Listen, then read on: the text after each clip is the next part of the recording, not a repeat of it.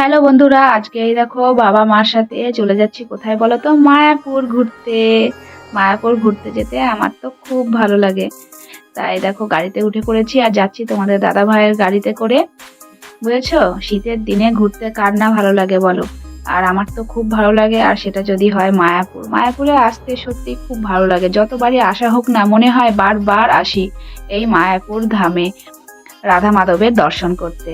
তাই আমরাও সকাল সকাল বেরিয়ে পড়েছি মায়াপুরের উদ্দেশ্যে। তা দেখো অনেকটা দূর থেকে ইস্কনের মন্দির এর চূড়া দেখা যাচ্ছে। কত সুন্দর লাগছে বলো দেখতে, দেখেছো? অনেকটাই সকালে বেরিয়েছি। তা এই দেখো পৌঁছে গেলাম মায়াপুরে, গাড়ি পার্কিং করে দাঁড়িয়ে রয়েছি।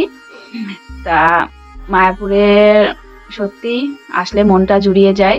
তা এবার আমরা যাব ভিতরের দিকে। এই যে বাবা মা, তোমাদের দাদা ভাই, আমি, আমার ছেলে, আমরা এই কজনাই এসেছি মায়াপুরে ঘুরতে। তা এসে একটু চারিদিকটা ঘুরবো, তার আগেই চলে যাচ্ছি একটু যেখানে প্রসাদ বিতরণ হয় সেখানে টিকিট নিতে, কেননা 12টার পর আর টিকিট দেবে না। তাই সবার প্রথমে ওখানেই যাচ্ছি প্রসাদের জন্য টিকিটটা নিয়ে রাখতে। তা যাওয়ার পথে চারিদিকটা তোমাদের একটু দেখাচ্ছি। এই দেখো এটা হলো কি বলবো, প্রভুপাদের মন্দিরের পাশের ঝর্ণা। বেশ জায়গাটা খুবই সুন্দর, এখানে কত সুন্দর গাছ, ব্রিজ সব রকম দিয়ে বেশ অসাধারণ একটা পরিবেশ, অসাধারণ একটা জায়গা।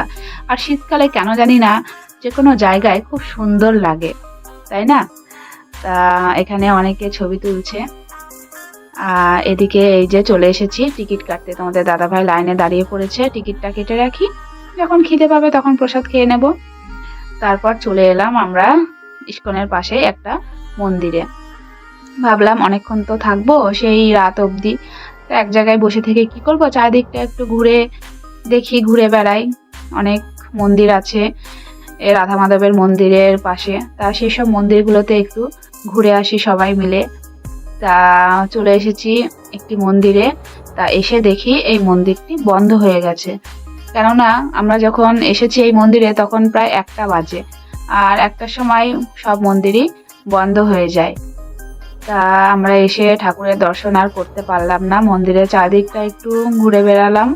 দেখো কত সুন্দর একটা রথ বানিয়ে রেখেছে না? কি সুন্দর লাগছে বলো? সত্যি যতবার দেখি ততবার মন ভরে যায়, মনে হয় দেখি আর দেখি।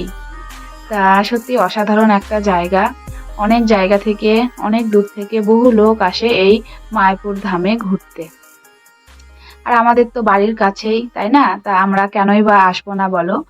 তা সত্যি অসাধারণ একটা জায়গা। তা মন্দিরে আর আমরা ঢুকতে পারলাম না, তাই বাইরে বেরিয়ে যেতে হলো। আর বাইরে গেটের মুখে একটা সিংহ দেখে ছেলে ওখানে একটা দাঁড়িয়ে ছবি তুলে নিল, দেখেছো? তারপর এসেছি ব্যাগের দোকানে। খুব ইচ্ছা এখান থেকে একটা কাপড়ের ব্যাগ নেব, তাই দোকানগুলোতে একটু ঘুরে ঘুরে দেখছি যে ভালো কাপড়ের ব্যাগ পাওয়া যায় কিনা। এখানে খুব সুন্দর সুন্দর ব্যাগ থাকে, কিন্তু আমার মনের মতো ব্যাগ আমি খুঁজে পাচ্ছি না। জানি না পাবো কিনা, একটু চারিদিকে দেখি।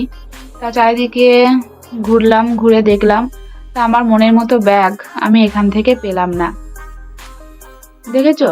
চারিদিকে একই রকম ব্যাগ ঝুলছে। এই ব্যাগটা একটু হাত দিয়ে দেখলাম, তা এটা আমাদের ওখানেও পাওয়া যায়, তাই আর নিলাম না, ভালো লাগছে না। দিয়ে এবার ব্যাগ না কিনে এবার চলে যাচ্ছি গোশালায়। বুঝেছো? এর আগেও যখন এসেছি গোশালায় গিয়েছি। তা এখন যেহেতু আমাদের সাথে বাবা এসেছে, বাবা অনেক দিন পর, মানে অনেক বছর পর মায়াপুরে আসলো, তাই বাবাকে একটু চারিদিকটা ঘুরিয়ে দেখাচ্ছি। আমরা যেহেতু দেখিয়েছি, আমাদের না গেলেও চলতো, কিন্তু বাবা যেহেতু দেখেনি, অনেক দিন পর, অনেক বছর পর বাবা এলো মায়াপুরে, তাই বাবাকে চারিদিকটা ঘুরে দেখাচ্ছি। তাই আমরাও চলে যাচ্ছি গোশালায়। তা এই দেখো গোশালায় চলে এসেছি, এসে দেখছি সেই বড় বড় সিংহালা গরু। তোমরা যারা মায়াপুরে এসেছো আর মায়াপুর এসে যারা গোশালায় আসোনি, তারা কিন্তু অবশ্যই গোশালায় এসে এই বড় বড় সিংহালা গোমাতার দর্শন করবে। বুঝেছো? মনটা দেখবে একেবারে জুড়িয়ে যাবে এই গোমাতাদের দর্শন করলে। এখান থেকে যেতেই ইচ্ছা করবে না, এত সুন্দর জায়গা। বুঝেছো? তা আমার তো খুবই ভালো লাগছে। দেখো কত গোমাতা রয়েছে এখানে, তাই না? এখানে কিন্তু গরুদের গোমাতা হিসাবে পুজো করা হয়, বুঝেছো? কৃষ্ণের বাহন গোমাতা, সেটা তো তোমরা সবাই জানো। তা আমি একটু গোমাতার গায়ে হাত দিয়ে আদর করে দিলাম। আমার ছেলে তো আমাকে দেখে ও আদর করলো, ও সাহস পেয়ে গেল। যাই হোক, এবার যাচ্ছি বেরিয়ে। তো এখানে আমার ছেলে আসলে দই খাওয়ার বায়না করে, ও দই খেলো, খেয়ে চলে যাচ্ছি। এবার এসেছি কোথায় বলো তো? শ্রী প্রভুপাদের মন্দিরে। এটা হলো শ্রী প্রভুপাদের মন্দির। তা এর ভিতরে আমরা এবার যাব শ্রী প্রভুপাদের দর্শন করতে। ভিতরে যেহেতু ক্যামেরা অ্যালাউ নেই, তাই তোমাদের ভিতরে গিয়ে কিছুই দেখাতে পারবো না, তাই বাইরে থেকে মন্দিরটা ঘুরিয়ে দেখাচ্ছি। এই যে পাশেই হলো রাধা মাধবের মন্দির, আর এটা শ্রী প্রভুপাদের মন্দির।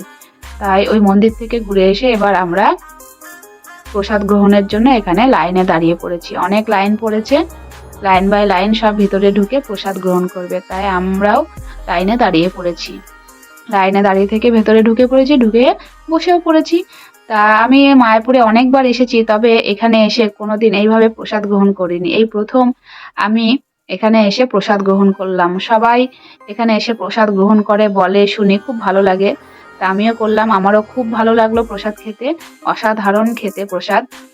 আর বেরিয়ে এসে দেখি তোমাদের দাদা ভাই কি কিনছে বলো তো? আমলকি। খাবার খেয়েছে, হজম করতে হবে, তাই না? তারপর চলে আসলাম, এখানে একটু পার্কের মতো আছে বসার জায়গা।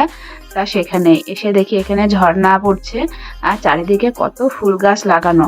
তোমাদের দাদা ভাইকে বললাম, চলো দেখি কতগুলো রিলস ভিডিও বানিয়ে নিই।